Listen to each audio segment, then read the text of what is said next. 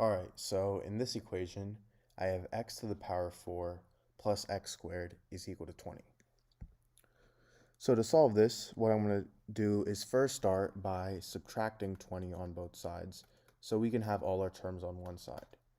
So I get x to the power of 4 plus x squared minus 20 is equal to 0. Now this may seem like a quadratic equation, but it's not, because we have the power of 4 as our primary term, and then that's led by the power of 2. And in a normal quadratic equation, we have 2 as our primary, then we just have 1, and then we have some constant c. So how are we going to solve this? Well, we can't factor this out by using the quadratic formula, because this is not a quadratic equation. So to solve this, what I'm going to do is rewrite this as x to the power of 4 plus x squared minus 16 plus 4. So I rewrote 20 as 16 plus 4. And the reason I did this is because negative 16 is the same thing as negative 2 to the power of 4, and negative 4 is the same thing as negative 2 squared. So now notice how I have something in the power of 4 and something in the power of 2, and they're both the same.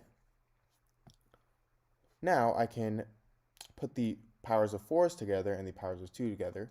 So I get x to the power of 4 minus 2 to the power of 4 plus x squared minus 2 squared is equal to 0.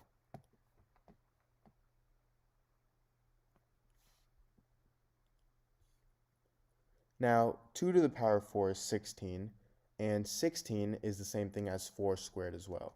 So I get x to the power of 4 minus 4 squared, and I have this plus x squared minus 2 squared. Now, if I have something in the form a to the power of m times n, this is equal to a to the power of m to the power of n. So x to the power of 4 is the same thing as x to the power of 2 times 2, which is equal to x to the power of 2 to the power of 2. So now I get x to the power of 2 to the power of 2 minus 4 to the power of 2 plus x squared minus 2 squared is equal to 0. Now notice how everything is in the power of 2, and if I have something in the form a squared minus b squared, this is equal to a plus b times a minus b. So we're going to use this property on these two groups. So I first get x squared plus 4 times x squared minus 4 plus x plus 2 times x minus 2 is equal to 0. Now we can use this property again on x squared minus 4 by rewriting as x squared minus 2 squared. So that's going to equal x plus 2 times x minus 2. And I have this plus x plus 2 times x minus 2 is equal to 0. Now I'm going to factor out x minus 2, so I get x minus 2 times x squared plus 4 times x plus 2 plus x plus 2, which is equal to 0. And notice how we can also factor out x plus 2 as well.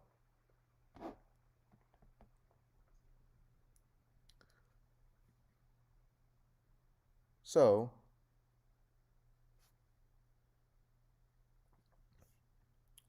actually at the start, what we could have done is just factored x squared minus 4 out, but now we're going to factor out x plus 2 as well. So I get x plus 2 times x minus 2 times x squared plus 4 plus 1 is equal to 0. So x plus 2 times x minus 2, like I said, was x squared minus 4. And I have this times x squared plus 4 plus 1, which is x squared plus 5. Now this is equal to 0. Now this gives me two equations. I get x squared minus 4 is equal to 0, and I get x squared plus 5 is equal to 0. So for x squared minus 4 equals 0, I can add 4 on both sides. So I get x squared is equal to 4, and this is equal to positive or negative 2. And for x squared plus 5 is equal to 0, I get x squared is equal to negative 5, and I get x is equal to positive negative square root of negative 5, which is equal to positive or negative square root of 5i. Alright, so in this problem, I have 2 to the power of 22 times 3 to the power of 33. So to solve this, what I'm going to do is first rewrite 2 to the power of 22 as 2 to the power of 11 times 2. And now I have this times 3 to the power of 33. Well, 33 is, again, a multiple of 11. That's the same thing as 11 times 3. So this is equal to 2 to the power of 11 times 2 times 3 to the power of 11 times 3. Now, from here, there is an important property of exponents that I'm going to use to further develop this problem. So if I have something in the form a to the power of m times n, this is equal to a to the power of m to the power of n.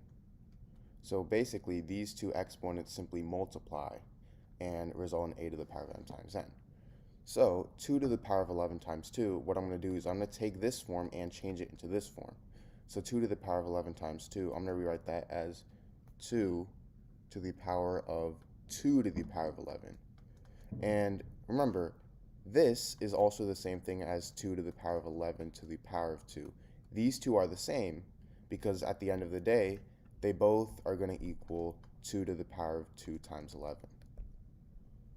So now, I'm going to rewrite this as 2 to the power of 2 to the power of 11 times 3 to the power of 3 to the power of 11. So I did the same thing with 3 to the power of 11 times 3.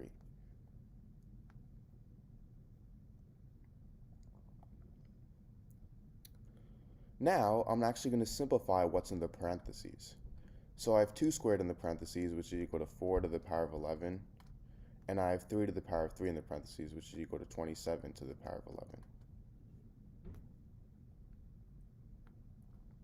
And now if I have something in the form a to the power of m times b to the power of m, this is equal to a times b to the power of m. So 4 to the power of 11 times 27 to the power of 11, this is equal to 4 times 27 to the power of 11. And now 4 times 27, that's going to equal 108. So now I have 108 to the power of 11. And this is my final equation, or sorry, not final solution to this problem.